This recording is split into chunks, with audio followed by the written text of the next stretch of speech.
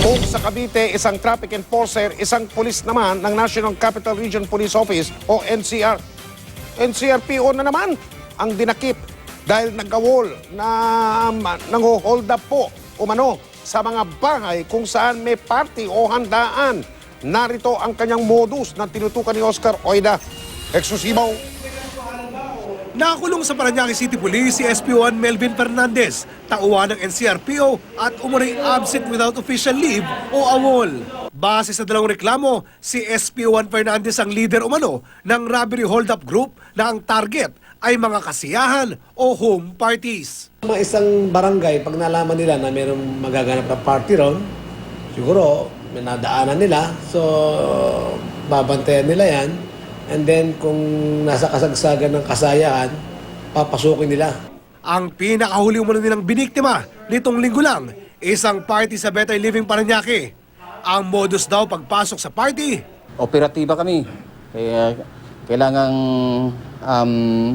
ma-check namin yung bahay nyo dahil may droga. Yun yung introduction niya kagad pagpasok sa bahay. Siyempre yung mga tao dahil pakilalang pulis, di parang kan lang. So, lahat pasok. So, pag ando na yung lahat ng tao sa bahay, papasok nila sa isang kwarto. From there, declare na sila hold up. Sa loob lang ng ilang minuto, nalimas daw ng mga suspect mula sa mga nakiparty ang mga mamahaling bag, mga alahas, cellphone at cash na aabot sa daan-daang libong piso ang halaga. Nahuli kamang 3 sa mga miyembro ng grupo bago sumalakay sa bahay. Ayon sa mga pulis, sa kilos pa lang ng mga suspect, halata raw na alam nilang may CCTV sa lugar. Ang isa, nagpayong para matakpan ang mukha. Based on the account of the victim, nung naganap ng February 16, ibinigay nila itong composite sketch. So, unknown to him, chinek natin yung records niya. Yan yung composite sketch. Pinagtabi natin yan. Meron talagang similarity na. Nang maaresto, positibong kinilala ng mga biktima si SP1 Fernandez na anilay nanloob sa kanilang party.